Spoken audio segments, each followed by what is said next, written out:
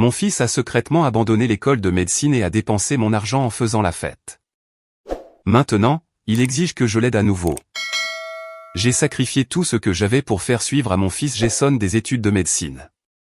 J'ai vendu mon bien locatif. J'ai liquidé mon 4 cents un cas en avance. J'ai payé la pénalité fiscale. J'ai travaillé des doubles shifts en tant qu'infirmière pour gagner plus d'argent. J'ai déménagé dans un appartement d'une chambre afin qu'il puisse se concentrer sur ses études sans se soucier de l'argent. Chaque mois, je lui envoyais 5 000 €. Frais de scolarité, loyer de son appartement en centre-ville, nourriture, livres, tout était couvert. Il m'avait promis qu'il s'occuperait de moi quand il deviendrait médecin. Il m'appelait son héroïne. Il disait qu'il étudiait tous les soirs. Il m'envoyait des photos en blouse médicale. Il parlait de ses rotations et de ses professeurs. J'étais tellement fier. Mon fils, le futur médecin, 3 ans de paiement, 180 000 € au total. Puis le mois dernier, je suis tombé sur la mère du colocataire de mon fils au supermarché. Elle a mentionné à quel point c'était bien que Jason et son fils puissent monter leur entreprise de divertissement ensemble. Quelle entreprise de divertissement? Quel colocataire? Jason vivait seul pour se concentrer sur ses études. Elle a eu l'air confuse. Son fils avait vécu avec Jason pendant 3 ans. Ils organisaient des fêtes tous les week-ends, géraient une entreprise de DJ ensemble. Jason n'était plus à l'école de médecine depuis le premier semestre. Il avait abandonné après avoir échoué à son premier examen d'anatomie. Il ne me l'avait jamais dit. Pendant 3 ans, il avait collecté mon argent, le dépensait en matériel pour son entreprise de DJ, organisait des fêtes, faisait des voyages à Miami et à Las Vegas, vivait sa meilleure vie pendant que je mangeais du riz et des haricots pour pouvoir payer ses faux frais de scolarité. J'ai appelé l'école de médecine. Ils ont confirmé qu'ils s'étaient retirés en 2021. Le registraire a dit qu'ils avaient envoyé plusieurs lettres à son adresse permanente. Mon adresse. Jason avait intercepté mon courrier. J'ai conduit jusqu'à son appartement ce soir-là. Son vrai appartement, pas le studio que je payais, un pantouse de luxe que je n'avais jamais vu, du matériel de musique partout, une installation de DJ professionnelle, une cabine d'enregistrement, 3 colocataires que je n'avais jamais rencontrés.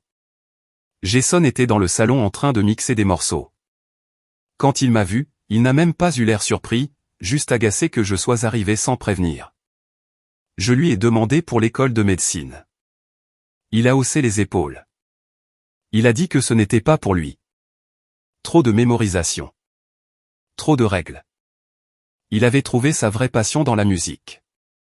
Il s'était construit un public. Il avait fait des connexions. Il était un artiste maintenant. Je lui ai demandé pour les 180 000 €. Il a dit que c'était un investissement dans son avenir. L'argent l'avait aidé à créer son réseau, à construire sa marque, à acheter du matériel. Tout avait fonctionné parce que son entreprise décollait. Il avait gagné 30 000 € l'année dernière, seulement 150 000 € de moins que ce que je lui avais donné. Quand j'ai commencé à pleurer, il m'a dit d'arrêter d'être manipulatrice. Il a dit que beaucoup de parents soutenaient les rêves de leurs enfants. Que je devrais être fier qu'il ait trouvé sa vocation. Ses colocataires étaient d'accord. Ils m'ont traité de cool pour avoir financé son parcours. Comme si j'avais eu le choix. Comme si j'avais su ce que je finançais. Je suis parti sans rien dire d'autre. J'avais besoin de temps pour digérer la trahison. Les mensonges. Les années volées de ma vie passée à travailler des doubles shifts. L'argent de la retraite disparu. Le bien locatif que je ne récupérerai jamais. Jason n'a pas appelé pour s'excuser. Il n'a pas envoyé de texto pour expliquer. Rien pendant 2 semaines. Puis hier, il m'a appelé avec de l'excitation dans la voix. Une grande nouvelle. Il avait une opportunité. Un DJ célèbre voulait collaborer. Ils pourraient faire une tournée ensemble, ouvrir un studio, construire un empire. Il avait juste besoin de capital de démarrage. 50 000 €. Puisque j'avais déjà investi autant dans son éducation, qu'est-ce que c'était qu'un peu plus pour sa vraie carrière? Il me rembourserait le double quand il réussirait. Promis. Tout comme il avait promis de devenir médecin. Je lui ai dit que j'allais y réfléchir. Il a dit qu'il n'y avait pas de temps pour réfléchir. Le DJ rencontrait d'autres partenaires potentiels. C'était sa chance, notre chance. Nous étions une équipe. J'étais son associé, pas seulement sa mère. Sans moi, rien de tout cela n'existerait. Ce qui était vrai. Sans moi, il aurait dû trouver un travail au lieu de faire semblant d'étudier la médecine. Je lui ai demandé de me rejoindre à mon appartement pour discuter des conditions. Il est arrivé dans une Tesla. Le moindre, a-t-il dit, pour son image. Une partie de l'entreprise. Il avait apporté des contrats, tout était planifié. Je serais une associée silencieuse. 15% de rendement. Mon nom n'apparaîtrait nulle part sur les documents parce que cela compliquerait les impôts, mais je pouvais lui faire confiance. Je l'ai laissé présenter tout son argumentaire. Je l'ai regardé sortir des tableaux Excel, me montrer le nombre de followers, jouer ses derniers morceaux. Il a parlé pendant 1 heure de sa vision, de son talent, de sa destinée, comment tout cela était l'univers récompensant ma foi en lui. Puis je lui ai tendu une enveloppe. À l'intérieur de l'enveloppe se trouvaient 3 documents. Une lettre de cessation et d'abstention imprimée sur du papier à en-tête d'un cabinet d'avocats.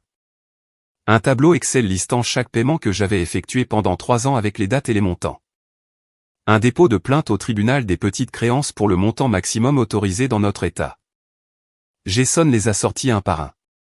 Son sourire confiant s'est effacé alors qu'il parcourait la première page, puis la seconde. Ses mains ont commencé à trembler légèrement quand il est arrivé au dépôt de plainte. Il a levé les yeux vers moi avec de la confusion, remplaçant l'expression arrogante qu'il avait affichée toute la soirée. Sa bouche s'est ouverte, mais aucun mot n'est sorti. Je l'ai regardé réaliser que je n'étais pas la cible facile sur laquelle il comptait, que j'avais réellement fait quelque chose au lieu de simplement pleurer et céder comme toujours. Jason a posé les papiers et a ri. Ça sonnait forcé et nerveux. Il a dit que les documents juridiques étaient une blague, que je ne pouvais pas poursuivre mon propre fils en justice. Sa voix avait maintenant une pointe, pas le discours commercial fluide de tout à l'heure. Je lui ai dit que mon avocat m'avait expliqué que la fraude était la fraude peu importe qui la commettait. Les relations familiales ne changeaient pas la loi. J'avais 3 ans de mensonges documentés, de courriers interceptés, de fausses photos et de blouses médicales, d'histoires inventées sur les rotations et les professeurs. Chaque pièce de preuve avait été sauvegardée et organisée. Son rire est mort complètement. Il a changé de tactique rapidement. Les larmes sont venues soudainement, coulant sur son visage alors qu'il disait qu'il pensait que je croyais en lui, que je soutenais ses rêves, que les parents étaient censés aider leurs enfants à trouver leur passion. Sa voix s'est brisée juste comme il fallait. Ses épaules tremblaient. Je suis resté silencieuse et les regardais jouer son rôle. Je me suis souvenu de la façon dont il avait pleuré exactement de la même manière quand il m'avait montré sa fausse lettre d'acceptation à l'école de médecine. Le même souffle saccadé, la même expression blessée. À l'époque, je l'avais serré dans mes bras et lui avais dit à quel point j'étais fier. Maintenant, je restais simplement assise et le laissais terminer son numéro. Quand les larmes n'ont pas fonctionné, son visage a changé. La tristesse a disparu comme si quelqu'un avait actionné un interrupteur. La colère a pris sa place, brûlante et immédiate. Il s'est levé si vite que sa chaise a raclé bruyamment contre mon sol. Il a dit que si je continuais avec ça, je ne le reverrais plus jamais. Il me rayerait complètement de sa vie. Pas d'appel, pas de visite, et aucune relation. Je perdrais mon seul fils pour de l'argent. Je me suis levé aussi et lui ai dit qu'il l'avait déjà fait. Il y a 3 ans, quand il avait choisi de me voler au lieu d'être honnête en interceptant mon courrier et en me mentant en face tous les jours. J'ai pris mon sac et me suis dirigé vers la porte. Sa voix est devenue plus forte. Il m'a crié après, disant que je ruinais sa vie, que j'étais censé être sa mère, que le procès détruirait son crédit et son avenir. Les portes des chambres de ses colocataires se sont ouvertes. 3 gars sont sortis avec l'air mal à l'aise et confus. Ils avaient clairement tout entendu. L'un d'eux, plus jeune avec les cheveux noirs, avait l'air vraiment choqué. Il a dit doucement qu'il ne savait pas que Jason me mentait à propos de l'école, que Jason leur avait dit que l'argent venait de son fonds fiduciaire. Les 2 autres ont hoché la tête, l'air embarrassé. J'ai cru le jeune aux cheveux noirs à cause de son air stupéfait. Jason leur a dit de se taire et de retourner dans leur chambre. Ils n'ont pas bougé. Je suis parti sans rien dire d'autre. Je suis monté dans ma voiture pendant que Jason criait encore depuis sa porte. Mes mains tremblaient tellement que j'arrivais à peine à mettre la clé dans le contact. Mais sous les tremblements, il y avait autre chose, quelque chose de plus fort. J'avais vraiment réussi, je l'avais confronté, je lui avais remis des documents juridiques au lieu d'un autre chèque. J'avais dit non au lieu de oui. Je suis rentré chez moi et je suis resté assise dans ma place de parking pendant 10 minutes juste à respirer. Puis j'ai appelé Martina. Elle a répondu à la première sonnerie comme si elle attendait. Je lui ai dit que j'étais allé jusqu'au bout, que je lui avais vraiment remis les papiers et que je n'avais pas reculé quand il avait pleuré et crié. Elle m'a dit qu'elle était fière de moi, qu'elle savait à quel point ça avait dû être difficile, que Jason m'avait manipulé pendant des années et qu'il était temps que quelqu'un lui tienne tête. Le lendemain matin, mon téléphone a commencé à vibrer avant même que je sorte du lit. Texto après texto de Jason. Les premiers étaient des excuses disant qu'il était désolé et qu'il ne pensait pas ce qu'il avait dit. Ensuite ils sont passés aux menaces de ne plus jamais me parler. Puis aux culpabilisations sur la façon dont je ruinais sa vie et détruisais ses rêves. Comment pouvais-je lui faire ça après tout? Comment j'étais censé l'aimer inconditionnellement, comment d'autres parents soutenaient leurs enfants sans exiger de remboursement? J'ai fait des captures d'écran de chaque message, je les ai tous transférés à Samuel Cartwright, l'avocat dont le nom figurait sur l'entête. Il m'a répondu dans l'heure en disant que c'était parfait, que ces messages établissaient un schéma clair de manipulation et aideraient considérablement notre dossier. Samuel m'a appelé cet après-midi-là. Il m'a expliqué que le tribunal des petites créances avait des limites sur le montant que je pouvais récupérer. Le maximum dans notre État était de 15 000 €, mais le dépôt créait un dossier juridique officiel de la fraude. Cela mettait la pression sur Jason pour négocier ou affronter des conséquences plus graves. Il a dit que nous pourrions peut-être poursuivre pour fraude criminelle si nous pouvions prouver que Jason m'avait intentionnellement trompé. Le courrier intercepté était une preuve solide d'intention. Tout comme les fausses photos et les histoires inventées sur les professeurs. Samuel a dit qu'il avait déjà traité des cas comme celui-ci, et même s'ils étaient difficiles, ils n'étaient pas impossibles, surtout avec une documentation aussi complète que la mienne. J'ai rencontré Alana Divine 2 jours plus tard. Martina me l'avait recommandée comme conseillère financière spécialisée dans l'aide aux personnes qui se remettaient de pertes financières importantes. Son bureau était petit mais professionnel, avec des certificats au mur et des photos de famille sur son bureau. Elle avait probablement 50 ans, avec des yeux bienveillants et une voix douce. Elle m'a demandé d'apporter tous mes documents financiers, relevés bancaires, déclaration d'impôts, documentation de la vente du bien locatif, les papiers de retrait de mon 401K, tout. Elle a tout étalé sur son bureau et a commencé à calculer. Son visage est resté neutre, mais j'ai vu sa mâchoire se contracter alors que les chiffres s'additionnaient. Alana a tourné l'écran de son ordinateur vers moi. Elle avait créé un tableau Excel montrant l'ampleur totale des dégâts, 180 000 € en paiement direct à Jason. 90 000 € supplémentaires en croissance potentielle des investissements si j'avais gardé cet argent dans des comptes de retraite au lieu de le lui envoyer. Le bien locatif que j'avais vendu vaudrait 150 000 € de plus sur le marché actuel selon les taux d'appréciation de la zone. Le retrait anticipé du 401K m'avait coûté 40 000 € en pénalité et impôts payés au gouvernement pour rien. Elle a fait défiler.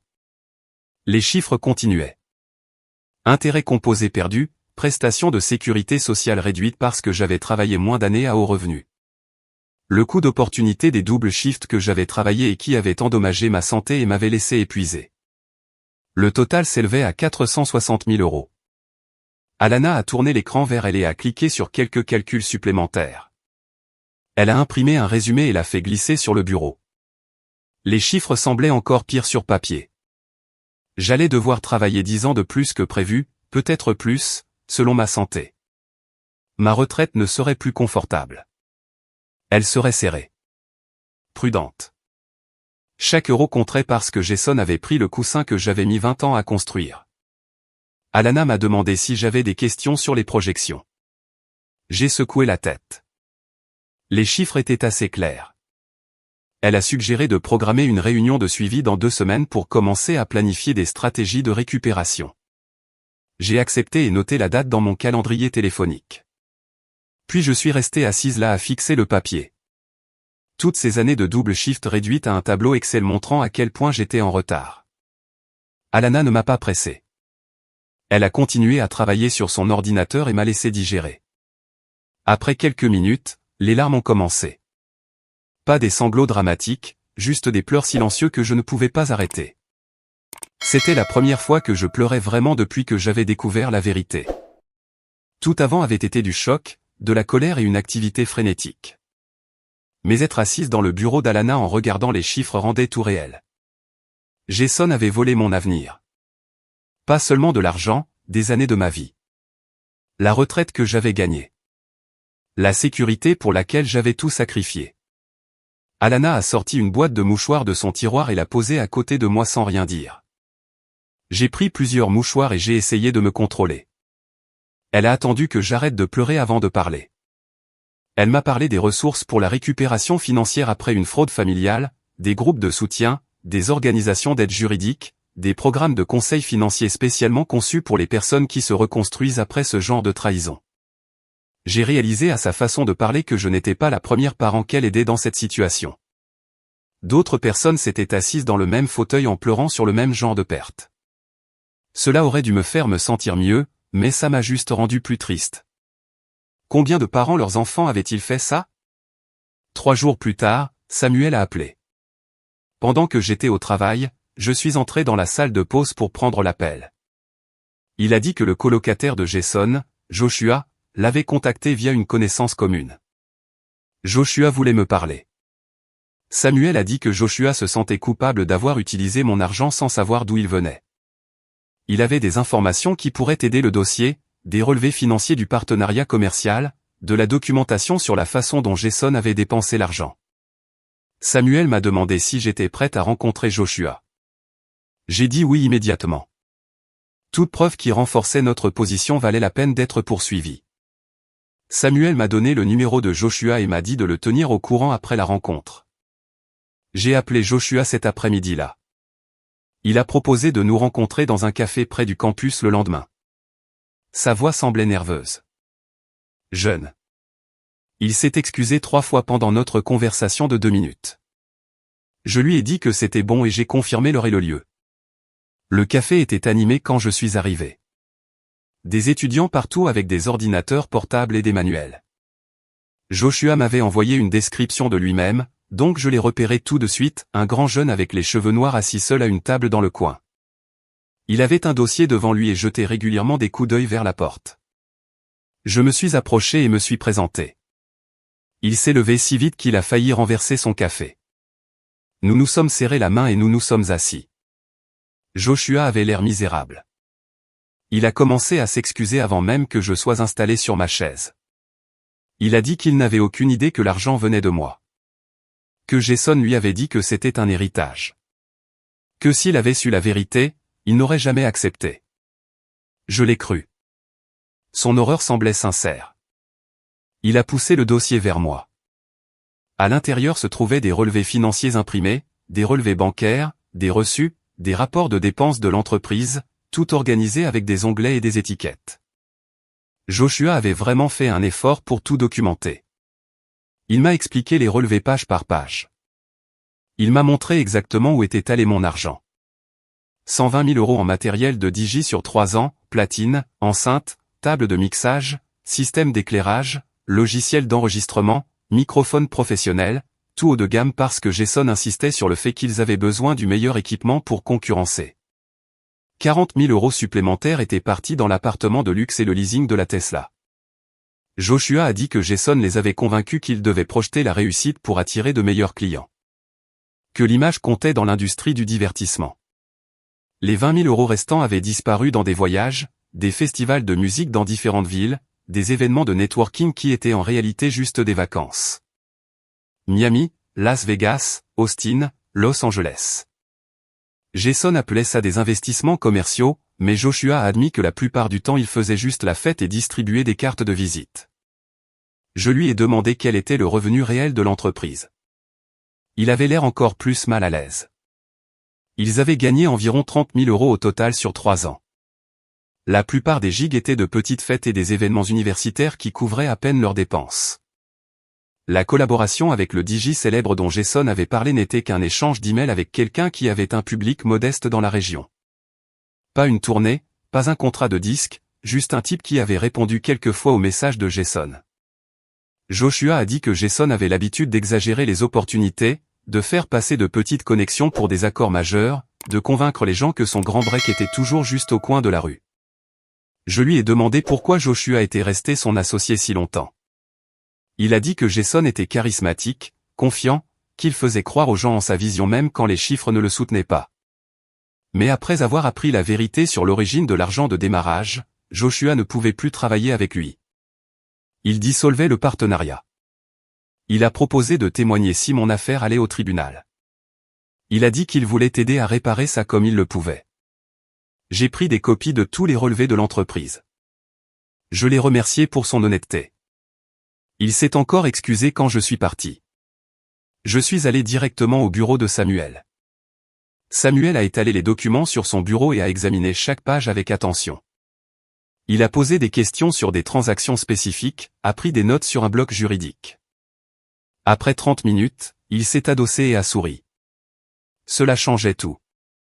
Maintenant nous pouvions prouver les mensonges intentionnels de Jason et tracer exactement où était allé l'argent. Le courrier intercepté montrait l'intention de tromper.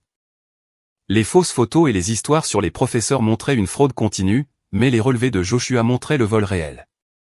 Chaque euro était comptabilisé, chaque mensonge documenté. Samuel a dit qu'il déposerait une plainte modifiée avec ces nouvelles preuves. Cela renforçait considérablement notre position. Cela rendait beaucoup plus difficile pour Jason de prétendre à un malentendu ou à des erreurs honnêtes. Nous avions la preuve d'une fraude délibérée sur 3 ans. 2 semaines après avoir remis l'enveloppe à Jason, mon téléphone a sonné avec un numéro que je ne reconnaissais pas. J'ai failli ne pas répondre, mais quelque chose m'a poussé à décrocher. Une voix d'homme m'a demandé si j'étais la mère de Jason. J'ai dit oui. Il s'est identifié comme le père de Jason, mon ex-mari. Nous n'avions pas parlé depuis 15 ans. Pas depuis le divorce quand Jason avait 8 ans. Il avait déménagé à l'autre bout du pays, avait fondé une nouvelle famille, envoyé des chèques de pension alimentaire, mais n'avait jamais appelé, jamais rendu visite. Maintenant, soudainement, il était au téléphone et voulait entendre ma version de l'histoire. Jason l'avait contacté pour demander de l'argent. Il voulait savoir ce qui se passait vraiment avant de prendre une décision. Je lui ai tout raconté. La fausse école de médecine, les 3 ans de paiement, l'entreprise de Digi, l'appartement de luxe et la Tesla en leasing, les 180 000 euros disparus, les documents juridiques que j'avais remis, les preuves que nous rassemblions. Le père de Jason est resté silencieux pendant toute l'explication. Quand j'ai terminé, il y a eu un long silence. Puis il a admis que Jason lui avait fait quelque chose de similaire il y a 5 ans. Jason avait prétendu avoir besoin de 10 000 euros pour un programme médical d'été à l'étranger. Son père avait envoyé l'argent. 6 mois plus tard, il avait découvert via les réseaux sociaux que Jason avait en réalité utilisé l'argent pour un voyage à Ibiza avec des amis. Pas de programme médical, juste un autre mensonge pour obtenir de l'argent pour faire la fête. J'ai dit au père de Jason que j'allais réfléchir à son offre et j'ai raccroché en me sentant étrange. 15 ans de silence et maintenant il voulait aider parce que Jason avait essayé le même tour avec lui. Les 5 000 euros feraient une différence avec les frais d'avocat de Samuel, mais prendre de l'argent de lui semblait compliqué. Martina m'a dit que je devrais accepter quand je l'ai appelé pour lui raconter la conversation. Elle m'a rappelé que le père de Jason avait eu la responsabilité de me prévenir du schéma de mensonge de Jason pour obtenir de l'argent et qu'il avait échoué à le faire. Les 5 000 euros étaient le minimum qu'il pouvait faire après être resté silencieux pendant que je me faisais escroquer pendant 3 ans. Je l'ai rappelé le lendemain et j'ai accepté son offre. Il a transféré l'argent en quelques heures et m'a envoyé un bref email disant qu'il regrettait de ne pas avoir parlé plus tôt. Samuel m'a appelé 2 jours plus tard avec des nouvelles. Il avait envoyé toutes nos preuves à l'avocat de Jason, y compris les relevés de l'entreprise de Joshua et son offre de témoignage. L'avocat de Jason avait tout examiné et avait rappelé Samuel dans les 24 heures. Il voulait discuter d'une médiation au lieu d'aller au procès. Samuel a expliqué que c'était un bon signe parce que cela signifiait qu'il savait que leur position était faible. Le courrier intercepté prouvait l'intention de tromper, et les relevés de Joshua traçaient chaque euro que j'avais envoyé directement vers des dépenses personnelles et du matériel de fête. Si nous allions au tribunal, les preuves feraient passer Jason pour quelqu'un de terrible, et il pourrait faire face à des accusations de fraude criminelle en plus des pénalités civiles. La médiation signifiait qu'il voulait régler rapidement et discrètement avant que les choses ne s'aggravent pour Jason. Je lui ai demandé ce que la médiation accomplirait, et il m'a exposé la réalité. Les affaires judiciaires prenaient des mois ou des années et coûtaient des milliers d'euros en frais juridiques sans garantie de récupération. La médiation était plus rapide et moins chère et nous donnait du levier pour négocier un règlement où Jason paierait réellement quelque chose en retour. Samuel a dit, nous avions assez de preuves pour pousser à un véritable accord avec des modalités de paiement et une reconnaissance juridique de ce que Jason avait fait. Je ne récupérerai pas tout mon argent, mais j'en obtiendrai plus que si je laissais simplement tomber, et j'aurai une documentation juridique tenant Jason responsable. J'ai accepté la médiation, même si une partie de moi voulait traîner Jason au tribunal et le faire affronter un juge. Samuel a programmé cela dans 3 semaines pour nous donner le temps de préparer nos demandes de règlement. Martina m'a aidé à dresser une liste de ce que je voulais de la médiation, pas seulement de l'argent, mais une reconnaissance et des conséquences. Je voulais que Jason admette par écrit qu'il m'avait menti et volé. Je voulais un plan de paiement qui durerait des années afin qu'il affronte les conséquences de ses choix pendant longtemps. Je voulais qu'il vende son matériel de Digi coûteux pour faire un paiement immédiat qui montrerait qu'il était sérieux. Samuel a examiné ma liste et a dit que la plupart étaient raisonnables et que nous pouvions tout pousser étant donné nos preuves solides. Avant la médiation, je savais que j'avais besoin d'aide pour traiter tout ce qui s'était passé au-delà des aspects juridiques et financiers. Martina m'a recommandé une thérapeute nommée Charlotte Barker qui travaillait avec les cas de traumatisme familial et d'abus financiers. J'ai appelé le bureau de Charlotte et obtenu un rendez-vous pour la semaine suivante. Son bureau se trouvait dans un bâtiment calme près de l'hôpital où je travaillais et la salle d'attente avait des chaises confortables et des œuvres d'art apaisantes. Charlotte était plus jeune que je ne m'y attendais, avec des yeux bienveillants et une façon de parler directe qui m'a immédiatement mise à l'aise. Elle m'a demandé de lui raconter ce qui m'amenait et je lui ai expliqué toute la situation avec Jason, la fausse école de médecine, les 3 ans de paiement, l'appartement de luxe et l'entreprise de Digi, l'affaire juridique que nous construisions. Charlotte a écouté sans m'interrompre et a pris des notes sur un bloc jaune. Quand j'ai terminé, elle m'a demandé ce qui me faisait le plus mal dans ce que Jason avait fait. J'ai commencé à dire l'argent, mais je me suis arrêté parce que ce n'était pas tout à fait exact. L'argent faisait terriblement mal, mais la trahison coupait plus profondément. Jason m'avait regardé dans les yeux pendant 3 ans et m'avait menti.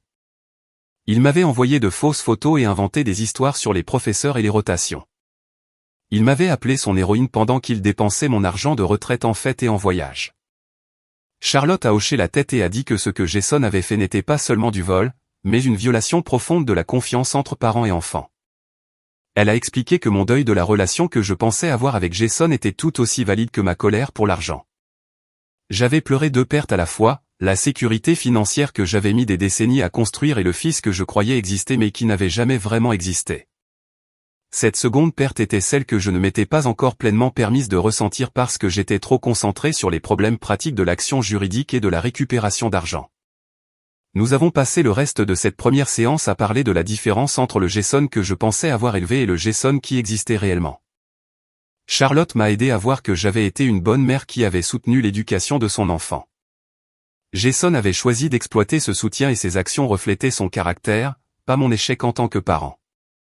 À la fin de la séance, je me sentais épuisé mais plus légère d'une certaine façon. Charlotte m'a programmé des rendez-vous hebdomadaires jusqu'à la médiation. Lors de notre 2e séance, Charlotte m'a demandé quel résultat de la médiation me semblerait être la justice. J'y ai réfléchi longtemps avant de répondre. Je ne voulais pas que Jason soit détruit ou sans abri, même après tout ce qu'il avait fait. Une partie de moi se souvenait encore du petit garçon qui m'apportait des dessins de l'école et me racontait sa journée. Mais je ne pouvais pas avoir de relation avec l'homme qui m'avait volé à moins qu'il ne change fondamentalement et ne prouve par des années d'action cohérente qu'il comprenait ce qu'il avait mal fait. Je voulais qu'il reconnaisse ses mensonges par écrit. Je voulais qu'il rembourse le montant qu'il pouvait, même si cela prenait une décennie.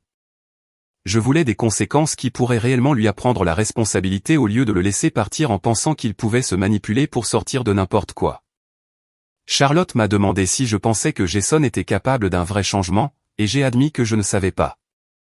Il n'avait montré aucun remords quand je l'avais confronté dans son appartement.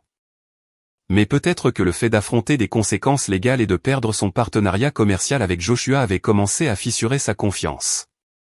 Peut-être que le fait d'être forcé de reconnaître ce qu'il avait fait lors de la médiation serait le réveil dont il avait besoin. Ou peut-être qu'il apprendrait simplement à mieux mentir la prochaine fois. Charlotte m'a rappelé que je ne pouvais pas contrôler si Jason changeait, mais que je pouvais contrôler comment je me protégeais à l'avenir. La médiation concernait l'établissement de limites et de conséquences, pas la réparation de Jason ou la reconstruction de notre relation. Ces choses pourraient arriver éventuellement si Jason faisait le travail difficile pour devenir une personne différente, mais elles ne pouvaient pas être mon objectif pour le moment. Mon objectif devait être ma propre récupération et m'assurer que Jason affrontait une vraie responsabilité pour ses choix. 2 jours avant la médiation, Martina est venue chez moi pour m'aider à me préparer. Elle a apporté de la nourriture à emporter et nous nous sommes assises à ma petite table de cuisine pour passer en revue différents scénarios qui pourraient se produire. Martina jouait Jason en essayant différentes tactiques de manipulation pendant que je m'entraînais à rester calme et concentré sur les faits. Elle faisait semblant de pleurer et s'excusait de manière dramatique. Elle essayait des culpabilisations sur le fait d'être une mauvaise mère. Elle offrait des promesses vagues de me rembourser un jour sans aucune modalité précise. Chaque fois, je répondais avec les mêmes déclarations calmes sur les preuves documentées et la responsabilité légale.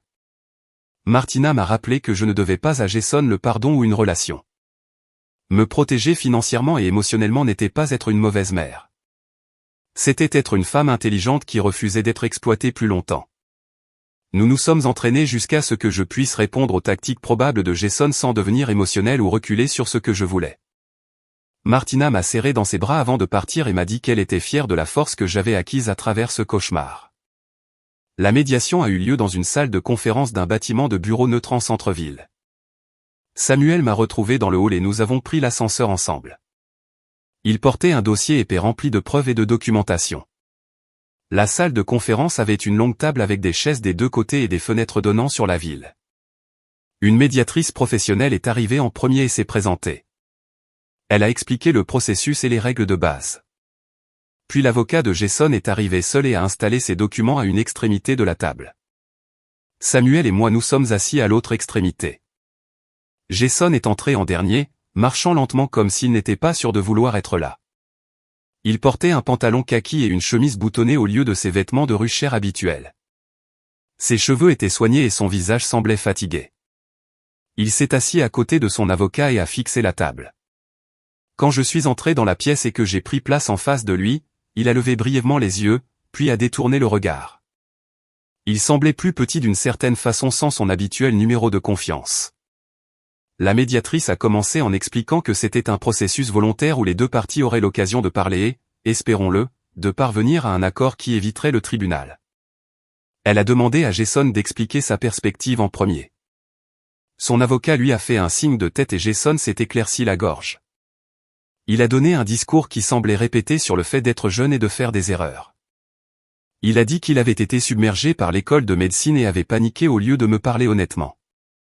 Il a qualifié cela de mauvais jugement et a dit qu'il était désolé de ne pas avoir été franc sur son abandon des études. Son avocat l'avait clairement coaché pour minimiser ce qu'il avait fait. Jason n'a jamais utilisé des mots comme fraude ou vol. Il n'a jamais mentionné les 3 ans de mensonges délibérés ou le courrier intercepté ou les fausses photos. Il a présenté tout comme une série de mauvais choix faits par un enfant confus qui ne savait pas comment décevoir sa mère. Je l'ai regardé jouer son excuse et je n'ai ressenti que de la fatigue et la reconnaissance d'une autre tentative de manipulation. Quand ce fut mon tour de parler, j'ai sorti la déclaration que j'avais préparée avec Charlotte. Mes mains tremblaient légèrement quand j'ai déplié le papier, mais ma voix est restée ferme. J'ai lu à propos des doubles shifts que je travaillais en tant qu'infirmière pendant que mon corps me faisait mal et que mes pieds gonflaient. J'ai lu à propos du riz et des haricots que je mangeais au dîner pour pouvoir envoyer 5 000 € à Jason chaque mois. J'ai lu à propos du retrait anticipé de ma retraite et de la pénalité fiscale parce que je croyais investir dans l'avenir de mon fils en tant que médecin. J'ai lu à propos de la vente de mon bien locatif qui aurait fourni un revenu pendant ma retraite. J'ai lu à propos des 3 ans de mensonges et de courriers interceptés et de fausses photos et de blouses médicales. J'ai lu à propos de la découverte que Jason vivait dans un penthouse de luxe en organisant des fêtes pendant que je vivais dans un appartement d'une chambre en sacrifiant tout.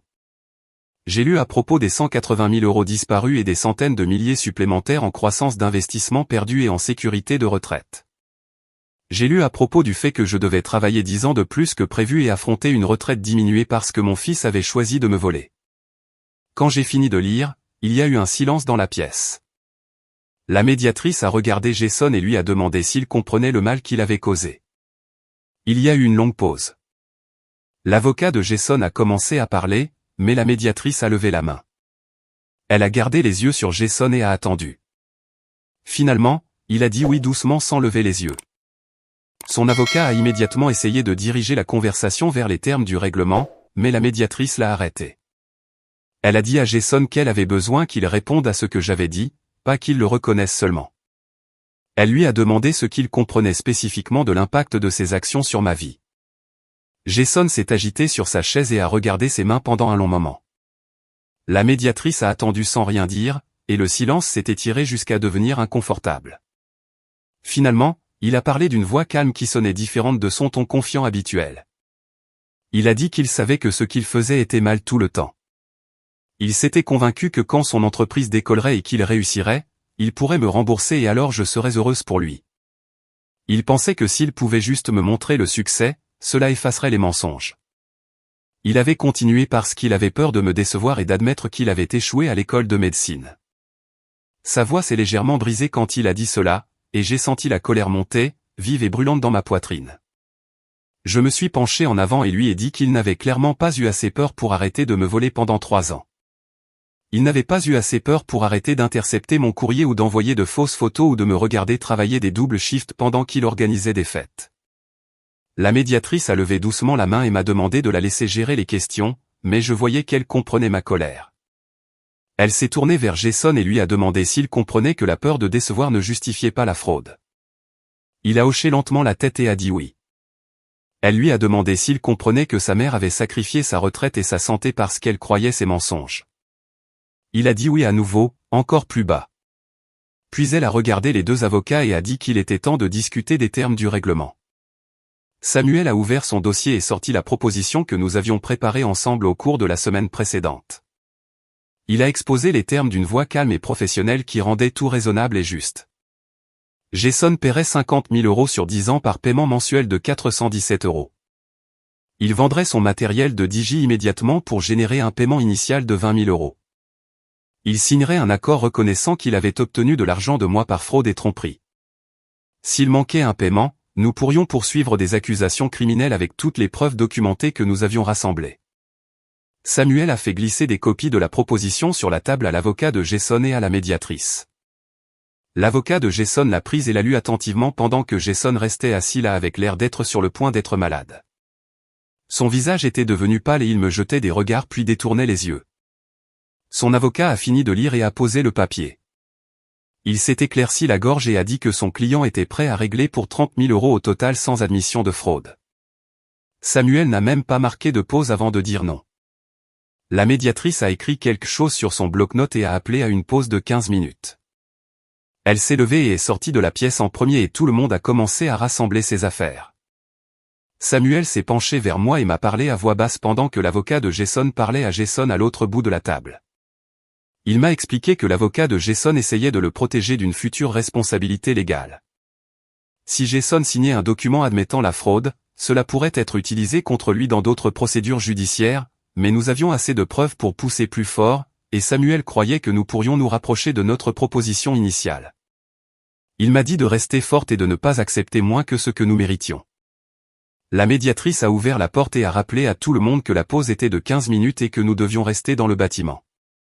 Je me suis levé et suis sorti dans le couloir avec Samuel qui me suivait. Le couloir avait des murs beiges et des chaises inconfortables alignées d'un côté. Un distributeur d'eau se trouvait dans le coin et je me suis approché pour prendre un gobelet. Ma main tremblait légèrement quand j'ai appuyé sur le bouton et regardé l'eau remplir le petit gobelet en papier. Jason est sorti de la salle de conférence et a commencé à marcher vers moi. Samuel s'est immédiatement interposé et a levé une main. Il a rappelé à Jason d'une voix ferme que les règles de médiation interdisaient tout contact privé entre les parties pendant les pauses. Jason s'est arrêté de marcher, mais il continuait à me regarder comme s'il voulait dire quelque chose. Son avocat est apparu derrière lui et a posé une main sur son épaule. L'avocat a dit quelque chose que je n'ai pas entendu et a ramené Jason vers la salle de conférence. Ils sont entrés et ont fermé la porte. Je suis resté là avec mon gobelet d'eau, ne ressentant que de l'épuisement total. Tout ce processus m'avait vidé quelque chose que je n'étais pas sûr de pouvoir jamais récupérer. Samuel a touché doucement mon bras et m'a demandé si j'allais bien. J'ai hoché la tête et bu l'eau même si je n'avais pas vraiment soif. J'avais juste besoin de faire quelque chose de mes mains. La médiatrice nous a rappelé après exactement 15 minutes. Tout le monde a repris sa place et l'atmosphère semblait plus lourde qu'avant. La médiatrice a demandé aux deux parties si elles étaient prêtes à continuer à négocier de bonne foi. Les deux avocats ont dit oui. Puis elle s'est tournée vers l'avocat de Jason et lui a demandé si son client avait une offre révisée. L'avocat s'est concerté avec Jason en chuchotant pendant 1 minute, puis a dit qu'il pouvait aller jusqu'à 35 000 € au total. Samuel a secoué la tête avant même que l'avocat ait fini de parler. Il a sorti les relevés bancaires, les registres de transfert et la documentation du courrier intercepté. Il les a posés sur la table en piles bien rangées et a dit « Nous avons des preuves claires de fraude sur 3 ans. Nous avons le colocataire de Jason prêt à témoigner sur l'endroit où l'argent est vraiment allé. Nous avons les registres de retrait de l'école de médecine. Si cela allait au tribunal, Jason ferait face à des accusations criminelles et le montant du règlement serait bien plus élevé. » La voix de Samuel est restée calme, mais chaque mot frappait comme un marteau. L'avocat de Jason a regardé les preuves et son expression a changé. Il a demandé une autre consultation privée avec son client. La médiatrice a hoché la tête et ils sont allés dans un coin de la pièce pour parler tranquillement. 2 heures se sont écoulées avec des offres et des contre-offres qui allaient et venaient. Ma tête a commencé à me faire mal à cause de la tension et des lumières fluorescentes. Finalement, nous sommes parvenus à un accord que Samuel a dit être le meilleur que nous pouvions obtenir. Jason paierait 40 000 € sur 8 ans avec des paiements mensuels de 417 €. Il vendrait son matériel de DJ pour un paiement immédiat de 15 000 €. Le plus important, il signerait un document reconnaissant qu'il avait obtenu frauduleusement de l'argent de moi par des mensonges et de la tromperie. S'il manquait 3 paiements consécutifs, je pourrais poursuivre des accusations criminelles avec toutes nos preuves documentées. La médiatrice a lu les termes avec attention et a demandé aux deux parties si elles étaient d'accord. J'ai dit oui. Jason a hésité, puis a dit oui d'une voix si basse que je l'ai à peine entendu. L'avocat de Jason a également négocié que Jason n'aurait aucun contact avec moi à moins que je ne l'initie. Jason devrait suivre un counseling financier pendant 1 année complète avec preuve de présence. Son avocat avait l'air mécontent de la reconnaissance de fraude, mais Samuel avait clairement indiqué que nous poursuivrions des accusations criminelles sinon. Jason ferait probablement face à des conséquences bien pires si cela allait au tribunal. La médiatrice a imprimé l'accord de règlement et tout le monde l'a revu une dernière fois. Elle a expliqué qu'une fois signé, il serait déposé au tribunal et deviendrait un document juridique exécutoire. Toute violation aurait de graves conséquences légales. Elle a demandé si tout le monde comprenait et nous avons tous dit oui. J'ai pris le stylo et signé mon nom sur la ligne à côté de l'endroit où il était écrit « Plaignante ». Ma signature semblait tremblante, mais c'était fait. Jason a signé sur sa ligne et sa main tremblait légèrement. Les 2 avocats ont signé en tant que témoins et la médiatrice a signé en tant que médiatrice officielle. Elle a rassemblé toutes les copies et a dit qu'elle les déposerait au tribunal avant la fin de la journée. Je savais que je ne récupérerais qu'environ 55 000 € des 180 000 qu'il avait pris. Ce n'était pas proche de tout ce que j'avais perdu, mais c'était plus que ce que j'attendais quand tout cela avait commencé. Le plus important, c'était que cela tenait Jason légalement responsable de ce qu'il m'avait fait. L'accord existait maintenant dans des registres officiels qui ne pouvaient être effacés ni oubliés. Samuel et moi sommes sortis du bâtiment ensemble dans la lumière de l'après-midi. Je me sentais plus légère d'une certaine façon, malgré le fait de savoir que je ne récupérerais jamais ce que j'avais perdu. Le poids de l'incertitude s'était levé et avait été remplacé par quelque chose de concret et réel. Samuel m'a dit que le règlement était en fait un bon résultat compte tenu de la difficulté à poursuivre les cas de fraude familiale. Beaucoup de parents ne récupéraient jamais rien du tout. Le plan de paiement signifiait que Jason affronterait des conséquences pendant les 8 prochaines années, chaque mois, quand il effectuerait ce paiement. Il ne pourrait pas oublier ce qu'il avait fait ni faire semblant que cela n'était pas arrivé. Samuel m'a serré la main et a dit qu'il m'enverrait des copies de tous les documents déposés dans la semaine. Je l'ai remercié pour tout ce qu'il avait fait et suis allé à ma voiture seul. 2 semaines plus tard, j'ai vérifié mon compte bancaire et j'ai vu un dépôt de 15 000 € avec un numéro de référence provenant de la vente du matériel. Mon cœur a fait un bond quand je l'ai vu parce qu'une partie de moi n'avait pas cru que Jason irait vraiment jusqu'au bout.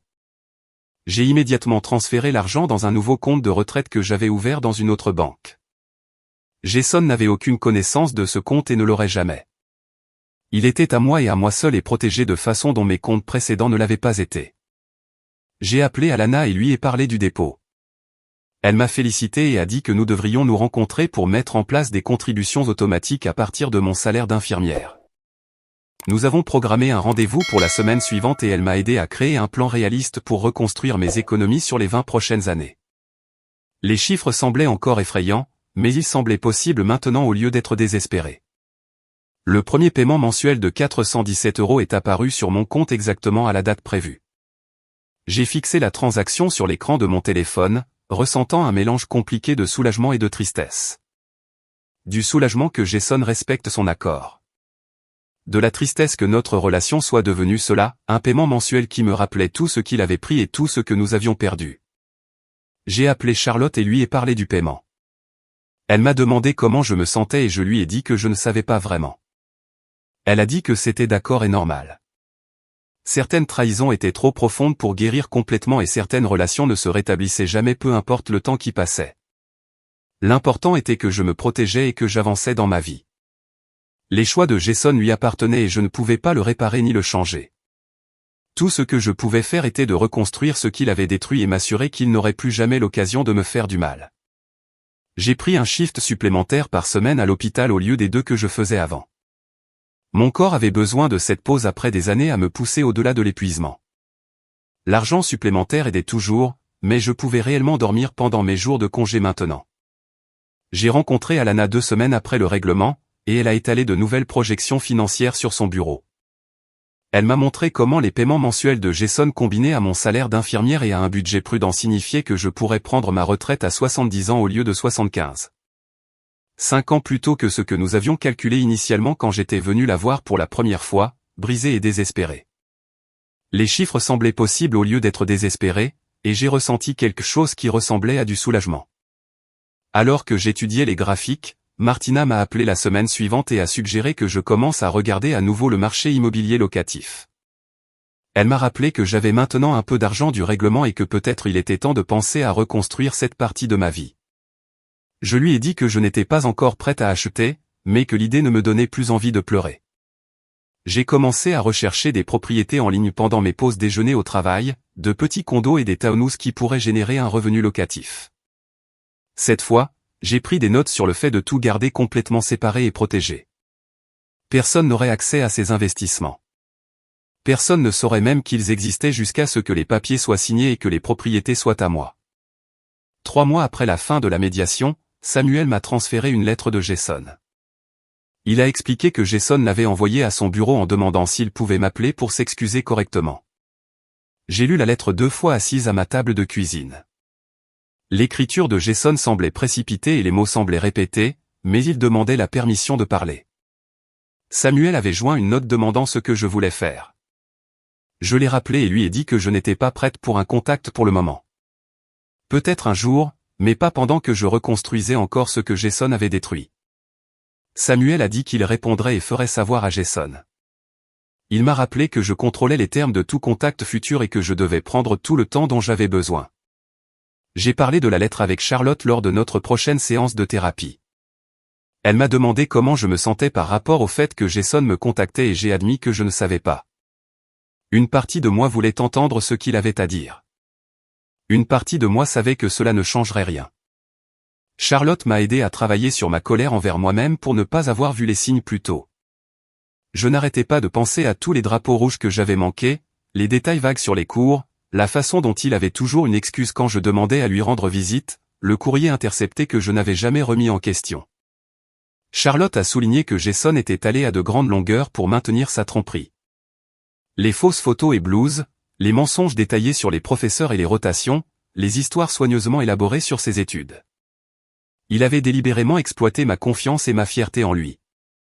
Elle m'a rappelé que j'avais fait ce que n'importe quel parent aimant ferait et qu'il avait choisi de profiter de cet amour. 2 semaines plus tard, j'ai rejoint un groupe de soutien pour les parents qui avaient subi des abus financiers de la part de leurs enfants adultes. Charlotte me l'avait recommandé et j'étais nerveuse en entrant dans le centre communautaire pour la première réunion. Cet autre parent était assis encerclé. La facilitatrice nous a demandé de partager nos histoires si nous nous sentions à l'aise. J'ai écouté une femme parler de la perte de sa maison parce que sa fille avait pris des cartes de crédit à son nom. Une autre femme avait épuisé l'assurance vie de son défunt mari en payant les fausses entreprises de son fils. Plusieurs parents payaient encore des dettes liées aux mensonges de leurs enfants des années plus tard. Un père avait épuisé toutes ses cartes de crédit parce que son fils prétendait avoir besoin d'argent pour un traitement contre le cancer qui s'était avéré complètement fabriqué. Partager mon histoire dans le groupe m'a aidé à me sentir moins honteuse et isolée. Tout le monde a hoché la tête quand j'ai parlé du courrier intercepté et des fausses photos.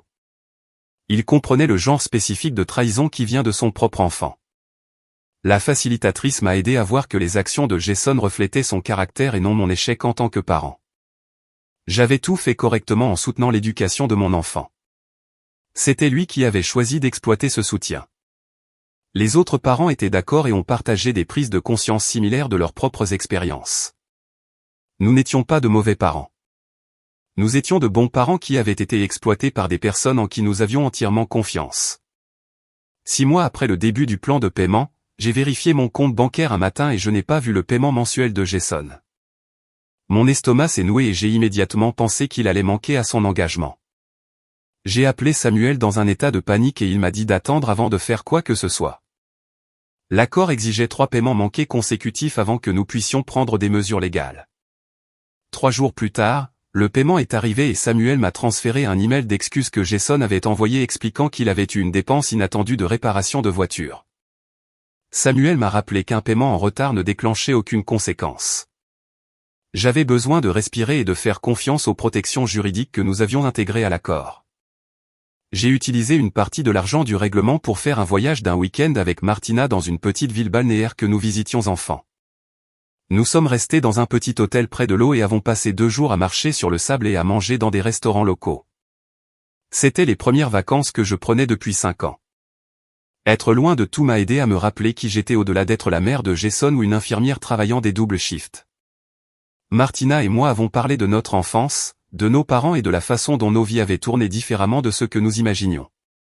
Elle m'a dit qu'elle était fière de la façon dont j'avais géré toute cette histoire avec Jason. Elle a dit que j'étais plus forte que je ne me l'accordais. Au travail le mois suivant, ma superviseure m'a appelé dans son bureau et m'a proposé un poste d'infirmière responsable. Le rôle venait avec une augmentation modeste de salaire et plus de responsabilité dans la gestion des autres infirmières de mon étage. J'ai accepté immédiatement en sachant que le revenu supplémentaire aiderait ma récupération de retraite. Ma superviseure a mentionné qu'elle avait remarqué que je semblais plus concentrée ces derniers temps, plus présente pendant mes shifts. J'ai réalisé que le fait de poser des limites avec Jason m'avait aidé à récupérer de l'énergie que je gaspillais auparavant dans une inquiétude constante. Je ne vérifiais plus mon téléphone toutes les heures en me demandant s'il allait me contacter. Je ne restais plus éveillé la nuit à repasser notre dernière conversation. Je vivais réellement ma propre vie à nouveau. Alana a revu mes finances après 8 mois et m'a montré que j'étais en fait en avance sur notre calendrier de projection d'économie. Entre les paiements du règlement, mon augmentation de salaire du poste d'infirmière responsable et la réduction des dépenses inutiles, j'avais économisé 12 000 € pour la compte d'un bien locatif. Elle a affiché des annonces de propriété dans ma gamme de prix, et nous avons regardé de petits condos qui pourraient fonctionner comme investissement. Les chiffres avaient maintenant du sens. Je pouvais voir un chemin vers l'avant qui n'impliquait pas de travailler jusqu'à ma mort.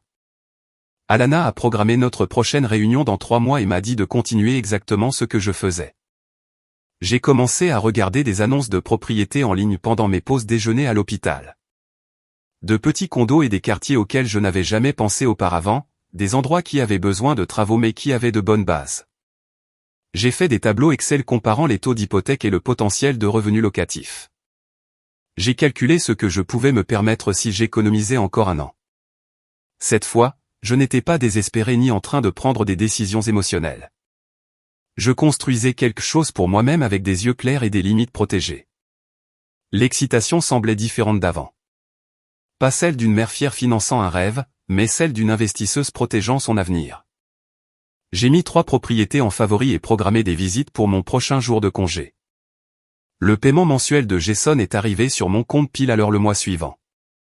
Je ne vérifiais plus de manière obsessionnelle.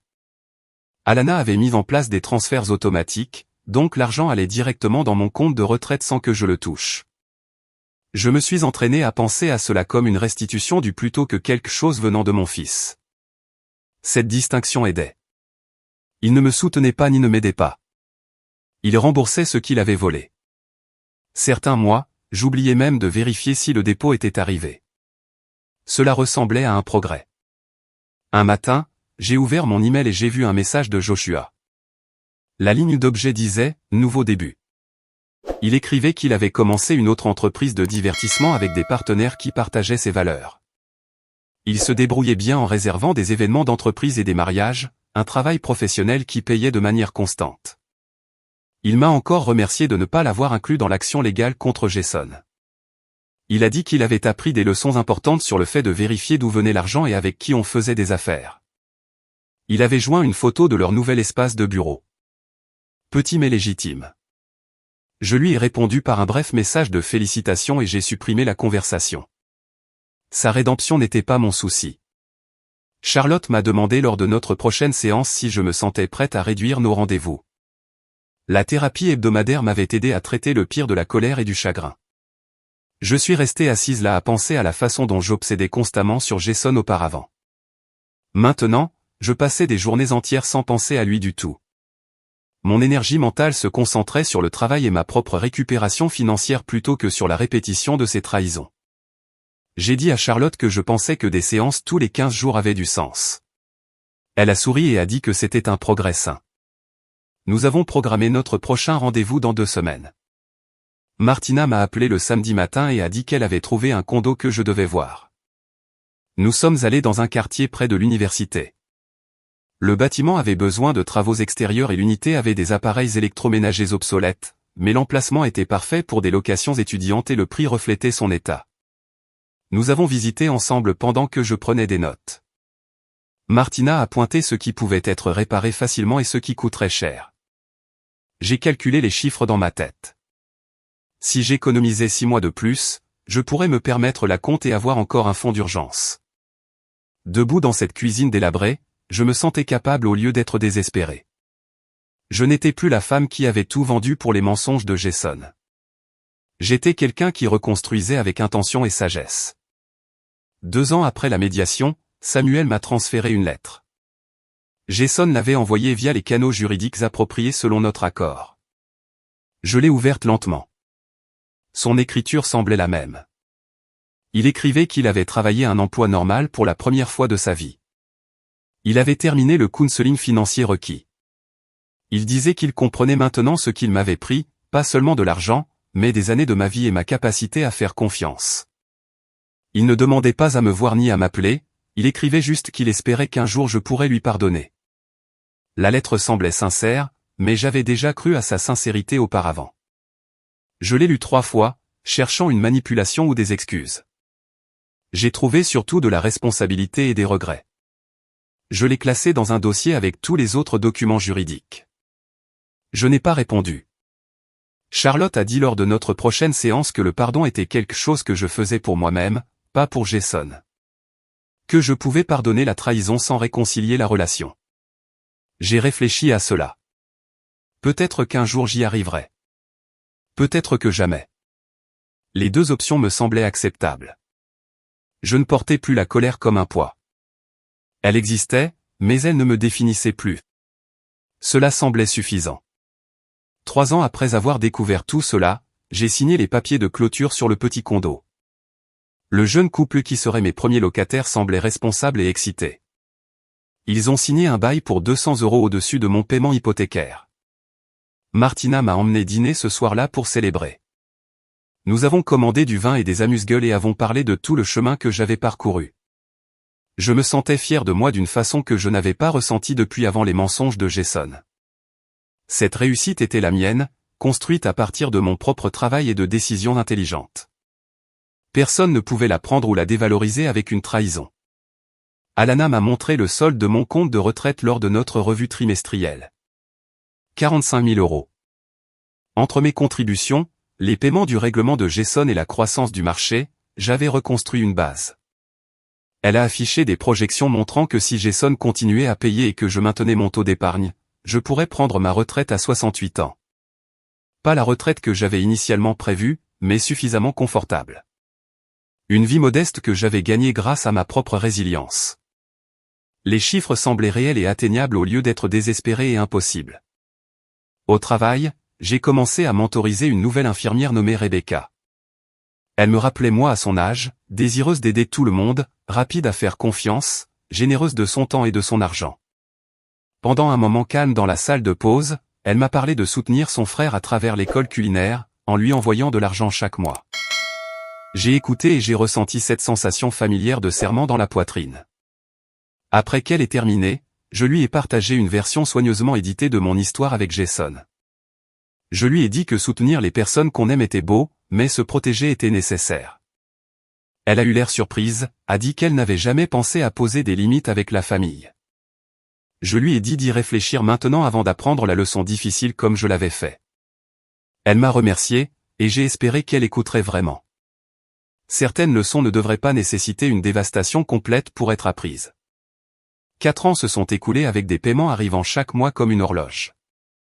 J'ai arrêté de vérifier mon compte avec anxiété et laissé les dépôts automatiques reconstituer mon fonds de retraite. Samuel m'a appelé un après-midi pour me dire que l'avocat de Jason l'avait contacté à propos du calendrier de paiement final. Jason voulait confirmer les 5 derniers mois de paiement et s'assurer que tout était correctement documenté. Samuel avait l'air surpris quand il me l'a dit, et j'ai ressenti quelque chose d'inattendu remuer dans ma poitrine. Jason respectait réellement son engagement. Il avait payé 35 000 € des 40 000 qu'il devait et il planifiait de terminer ce qu'il avait commencé. Je suis resté avec cette information longtemps après avoir raccroché avec Samuel. Lors de ma prochaine séance avec Charlotte, j'ai mentionné l'appel téléphonique et admis que je ressentais une petite quantité de respect pour la constance de Jason. Les mots semblaient étranges en sortant de ma bouche après des années de colère et de déception. Charlotte s'est penchée en avant et m'a dit que c'était un progrès sain. Je pouvais reconnaître des actions positives sans oublier le mal qu'il avait causé ni me précipiter pour me réconcilier. Elle m'a rappelé que voir quelqu'un faire ce qu'il fallait ne signifiait pas que je devais lui refaire confiance ou le laisser revenir dans ma vie. Cela signifiait simplement que je pouvais reconnaître une croissance sans compromettre les limites qui me gardaient en sécurité. J'ai hoché la tête et me suis senti plus légère d'une certaine façon, comme si j'avais porté un poids dont je ne connaissais pas l'existence. 5 ans après être resté assise dans cette salle de médiation, j'ai rencontré Alana pour revoir mon plan de retraite. Elle a affiché mes comptes et m'a montré des chiffres qui m'ont fait sourire pour la première fois lors d'une réunion financière. 2 propriétés locatives générant un revenu régulier. Un compte de retraite avec assez d'argent pour soutenir un mode de vie modeste. 0 dette. J'avais reconstruit environ 60% de ce que Jason m'avait pris. Alana a souligné que même si ce n'était pas tout ce que j'avais perdu, c'était suffisant pour une retraite confortable à 69 ans. Je pouvais arrêter les shifts supplémentaires. Je pouvais voyager un peu. Je pouvais vivre sans la peur constante de manquer d'argent. Les chiffres semblaient réels et atteignables au lieu d'être désespérés et impossibles. J'ai signé les papiers pour ajuster mes contributions de retraite et suis sorti de son bureau en me sentant fier de ce que j'avais accompli grâce à ma propre détermination et à des choix intelligents. Je pense à Jason parfois quand je suis seul dans mon appartement ou en marchant dans le supermarché où tout ce cauchemar a commencé. Je me demande s'il a vraiment changé ou s'il a juste appris à mieux cacher son égoïsme. Je me demande s'il pense parfois à ce qu'il m'a pris au-delà de l'argent. Mais surtout je pense à ma propre force pour avoir survécu à sa trahison et pour avoir construit un nouvel avenir à partir des décombres qu'il avait laissés derrière lui. Je me suis protégé quand cela comptait le plus. Je l'ai tenu responsable quand il s'attendait à ce que je l'aide à nouveau. J'ai prouvé que même les pertes dévastatrices pouvaient être surmontées avec de la détermination, le soutien de personnes qui se soucient réellement, et des limites que je ne compromettrai plus jamais. Ma retraite ne sera pas ce que j'avais initialement prévu quand j'ai vendu ce bien locatif et liquidé mon 4 cents 1K. Elle n'inclura pas les années supplémentaires d'intérêts composés ni la sécurité financière que j'ai sacrifiée pour son faux diplôme de médecine. Mais elle sera à moi, gagnée par mon propre travail et protégée par les leçons que j'ai apprises de la manière la plus difficile possible. J'ai construit cette vie à partir de rien après que Jason a tout détruit. Et personne ne pourra jamais me la reprendre. Voilà, c'est tout ce que c'était. Si vous êtes resté jusqu'à la fin, j'imagine que la curiosité l'a emporté.